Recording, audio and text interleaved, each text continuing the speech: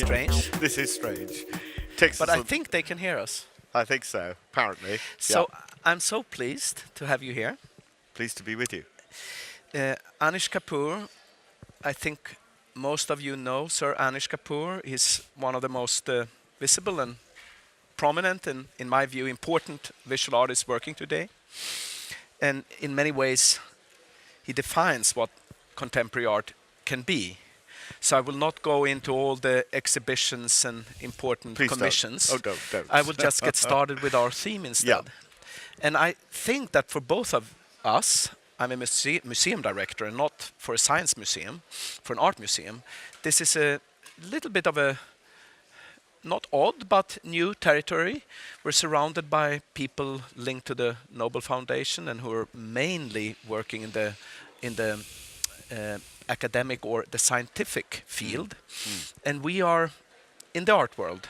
And just to begin with a tiny question, namely the question of truth. Oh, it's a very small one. Yes. I would ask, is there such a thing? What is the role of truth in art? Can an artwork be true? Yeah, of course, that's a very, very difficult question. So in preparation, I've been reading Freud. Where else would one go? And Freud has a very interesting attitude to truth, in that, of course, psychoanalytically speaking, of course, where is it? What is it?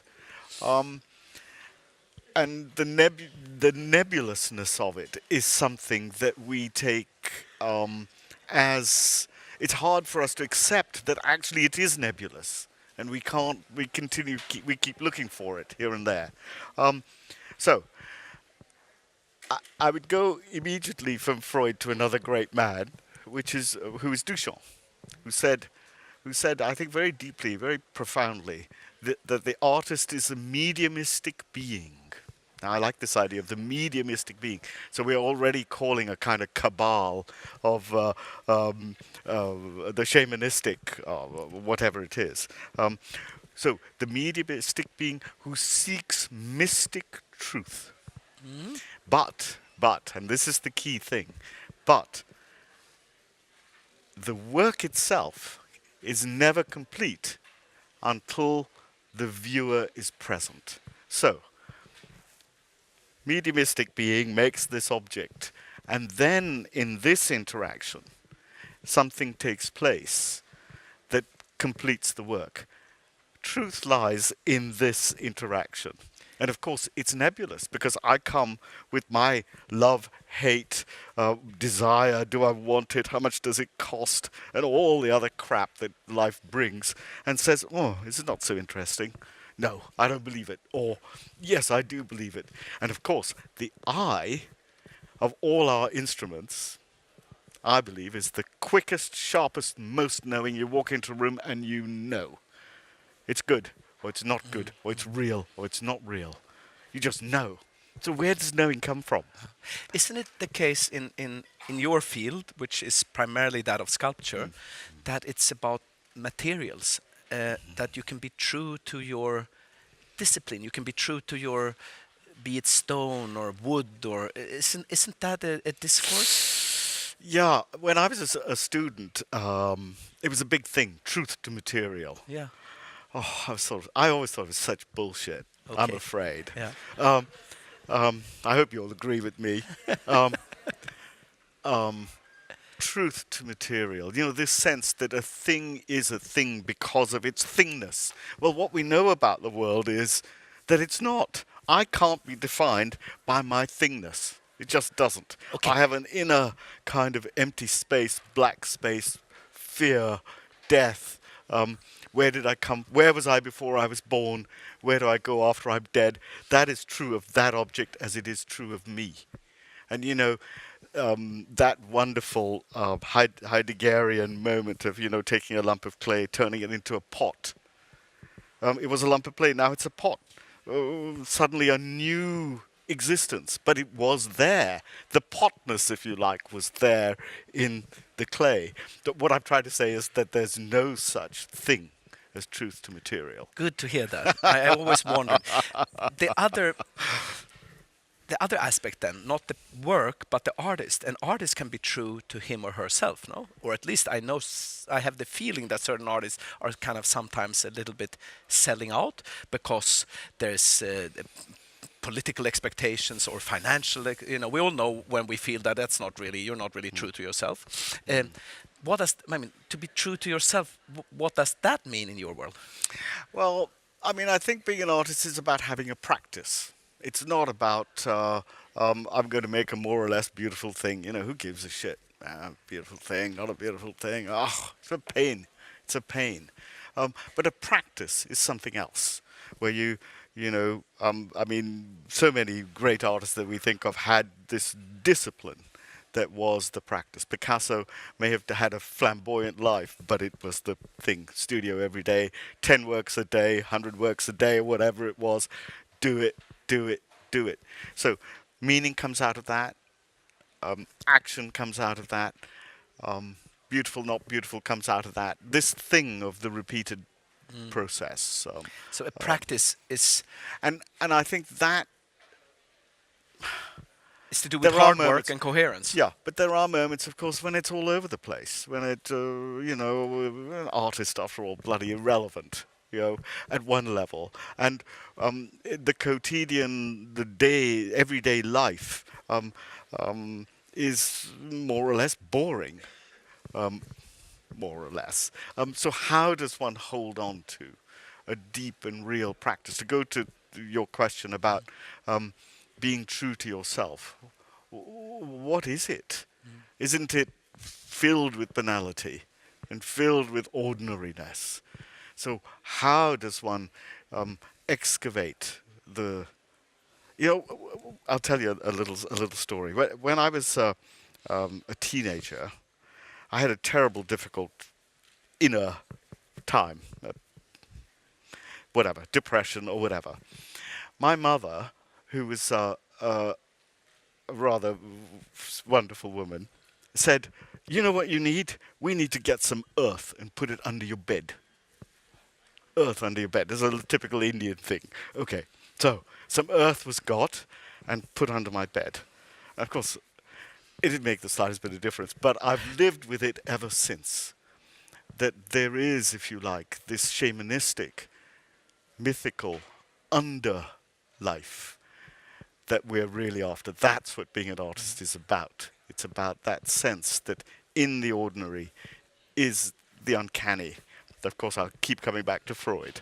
I remember the very first works I saw of yours long before I met you, where there were definitely always a sense of wonder and mystery, and even an uncertainty, where you wouldn't be sure if what you saw was a kind of piece of velvet, a flat thing, or maybe an empty space and a kind of mysterious cavity, and almost to do with illusionism, actually. I mean, maybe we should. What would you say if I say that art has nothing to do with truth? It's more about poetics, poetry, and illusions. Yeah, but it may be the deeper truth is in the unreal than it's a deeper truth than the apparently real. Are we looking for? There's a wonderful Greek word which is, if I can say it, apothekatasis, which means going to the beginning of things. Is it possible for us to go to the beginning, to point at matter as it originates in some real? Well, what is consciousness? I mean, science is good at lots of things, hasn't done a hell of a lot about consciousness. But can we talk about that? So, you asked me about illusionism. I've made lots of physical objects, but I'm really not interested in physicality. What I've discovered in the process of making the work is that every object contains a kind of non-object. In the glass, it's probably that thing there. So, what is this question of how the physical relates to some other possible reality? Perhaps the ground is large and flat, but if you make a big hole in it and fill it with darkness, it's not a hole. It's not just a cave. It's filled with darkness, and that has to be visceral and real, whatever that is. Yeah. Then it does something. Then there's the question of what is present and what is absent, what is physical. Could it be that that black thing is more physical? I think there was a picture of it up here some minutes ago. But is it that it's more real than the ground on which you stand? So it's to do with fundamental things, with roots, with the beginning of things, you say. When you create these works, Can we dare to go there? I mean, can we aim that high?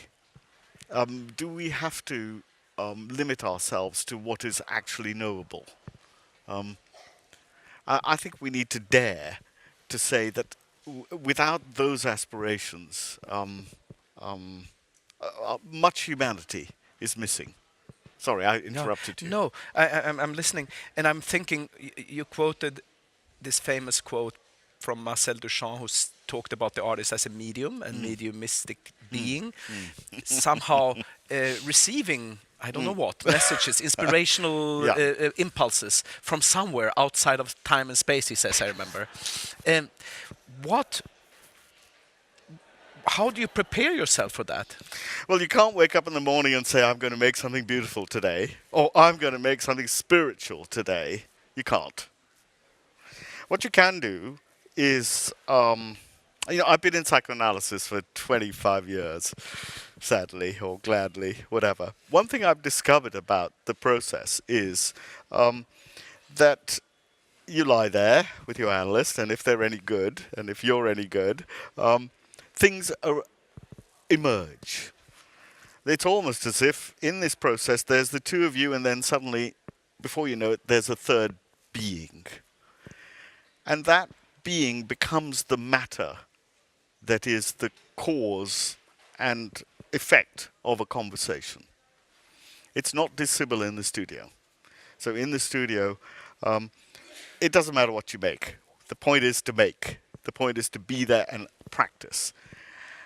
In practice, something emerges. It doesn't come from the ether. I mean, yes, okay, Marcel, lovely, but actually, it's in practice. Then you've made the thing, or half made the thing. Then it's the moment of reflection to say, what is this thing? Does it have a meaning? Can it become mythological, in other words? What is the transformative act that I need to almost consciously make to drag this object into a poetic reality?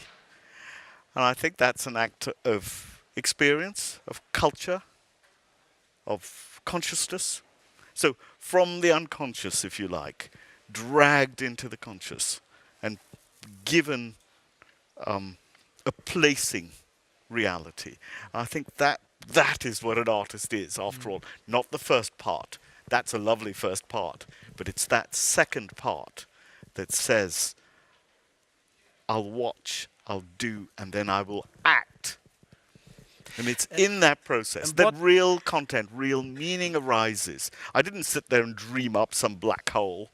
It happened to me in the most bizarre way, but it happened. I didn't dream it. And do I you don't want think to dream it. compare the methodology of a studio artist, of someone working with others in a studio, to scientific methods? I mean, in a sense, you have a keen interest in certain optical phenomena. I know that, and you are very knowledgeable when it comes to light and darkness and certain pigments and how they absorb light. And it does have a scientific aspect also, no?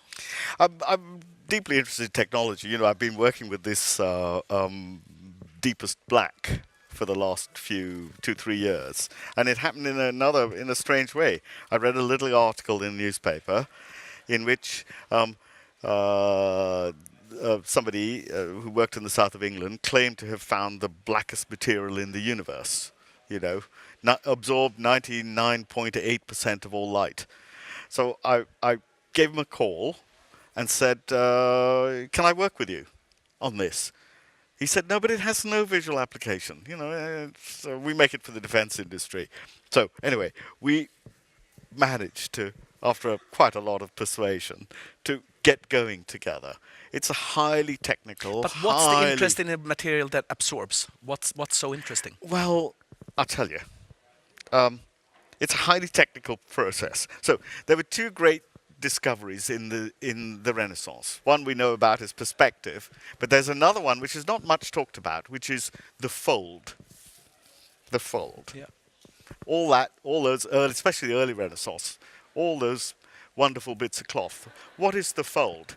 The perspective places the viewer at the center, and of course the world away, diminishing.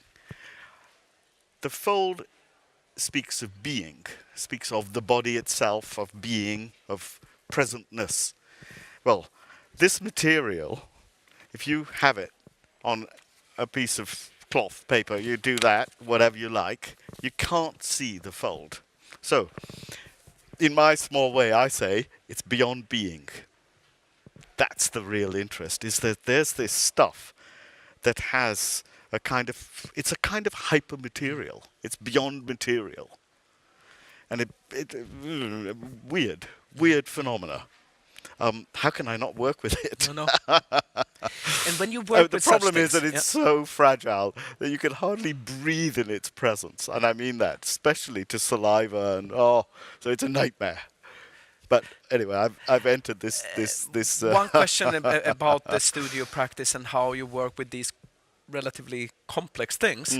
Some artists run big studios. This is nothing new.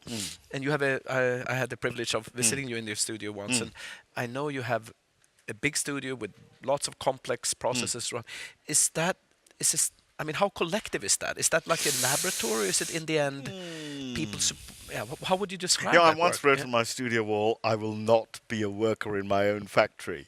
So, and it is very, very important that the art world is so driven by production and so driven by a kind of economy. One has to be absolutely clear that that is a wonderful spin-off of the main practice. So the way I have my studio, I have about 20 people who work with me. Sculpture is a long process. It doesn't happen, you make a painting in a day or two or three, but a sculpture takes weeks and months. So we are working in some times together, me and the people that I work with, but I spend most of my day alone. So I have another part of the studio which is alone. I find it absolutely necessary to have my own, if you like, psychic space that isn't collaborative. It's a weird thing because in collaboration there is real creative energy, but personally I find I need to remove myself from it to some extent.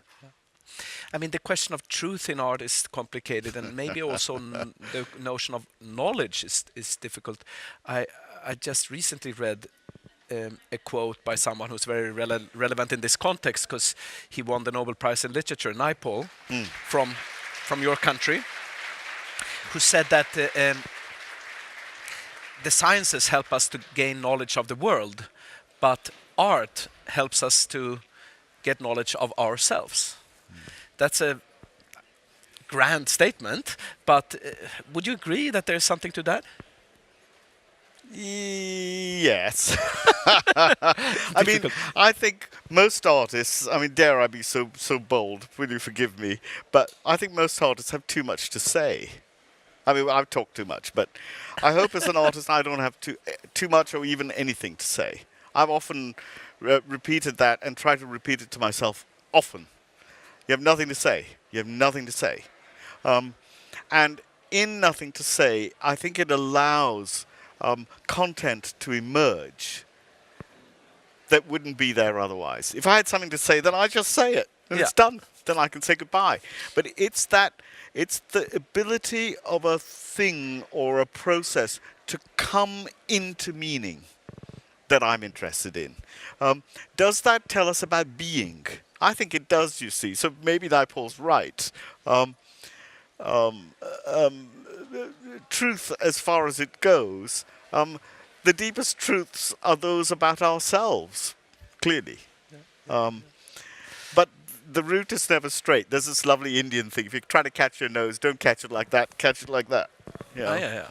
Much I mean, better. here I am on Much stage better. with you trying to force you to say things about your work Yeah. rather than just accept that what you have to say is what you want to say is in the work. I mean, sometimes people like myself who are, I mean, writers or critics or curators want artists to talk rather than to do their job. It's someone made fun of the whole situation, saying it's like asking Miles Davis after a concert, "Please, Mr. Davis, what was the meaning of your concert?" I hope this is not quite like that. Yeah, but I think there is, it is mythological. I mean, one hopes that it is mythological, or rather, that is the purpose. And talking sometimes helps to unravel some part of a mythological process. The object, as it leaves me, has to find its own life. Yeah. It doesn't. It's not me. I go. When you Do talk your own about thing. mythological dimensions and fundamental levels, it could be maybe understood or misunderstood as if you were not interested in our contemporary world. However, I know you are very Not at all. much. Yeah. And we have another little session in a few minutes Yeah. talking about something which might be surprising, that you're working with the most high-tech of things also in the technological communication world, namely virtual reality.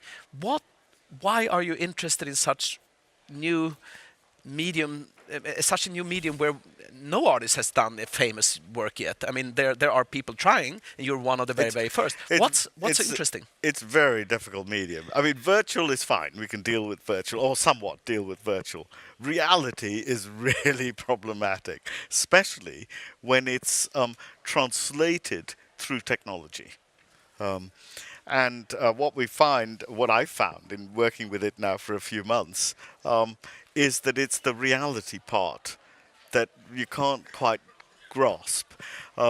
So the physicalness of the apparent experience is it's a wonderful illusion that happens completely in your head. I've also noticed that it has one physical attribute, real physical attribute, even though it's unreal, and that is vertigo. That you stand there with this thing on, and your propensity to fall is huge.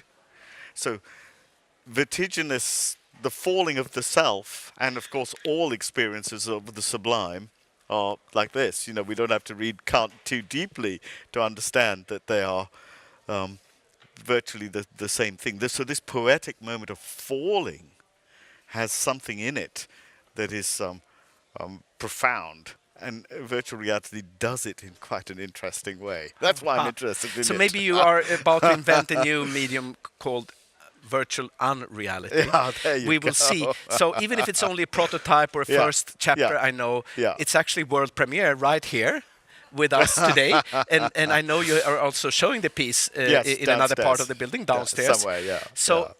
Sir Anish, I want to thank you so much for doing Thank this you, with us. Thank Daniel. you for coming all the way to Sweden. Thank you so much. Thank you. Thank you. Thanks.